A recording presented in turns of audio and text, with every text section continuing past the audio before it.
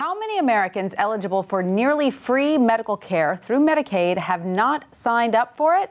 About 6 million people, and their reasons are still not clearly understood. Here with the story is WSJ reporter Louise Radnofsky, joining us now from our D.C. bureau. Welcome, Louise. Good morning. Thanks for having me. So, Louise, since the debut of the Affordable Care Act, there's obviously been a big push to get everyone insured. So why aren't people eligible for Medicaid all signing up for it?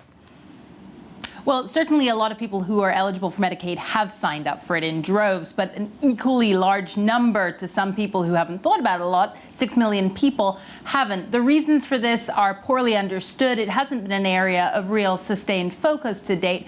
People have focused a lot more on people who aren't eligible for Medicaid because their states haven't extended the criteria for it. These people almost double their size. So how many people then have enrolled in Medicaid since the Affordable Care Act was rolled out? And how many people are currently enrolled in it? Do we know?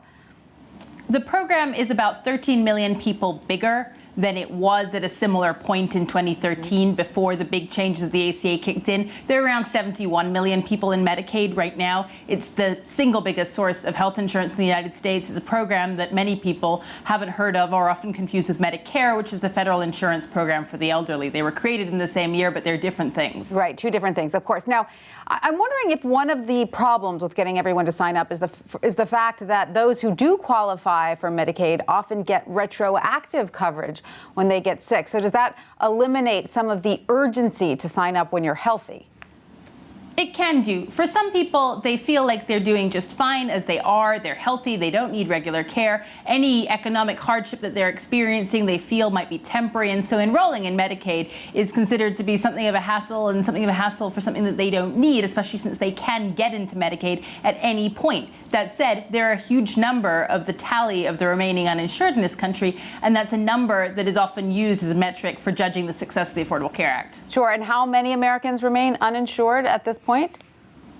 At this point, it's about 30 million. Down from about 50 million on the eve of the Affordable Care Act passage. The numbers on this vary a little bit by source, but those are broadly taken to be the main estimates. That number is expected to go down to about 26 million over time, so the Affordable Care Act will have helped about half of the people who are uninsured. But the Medicaid eligible but not enrolled portion of that group is surprisingly large to many people who haven't thought about it before. It certainly is. And so are federal officials reaching out to this group specifically?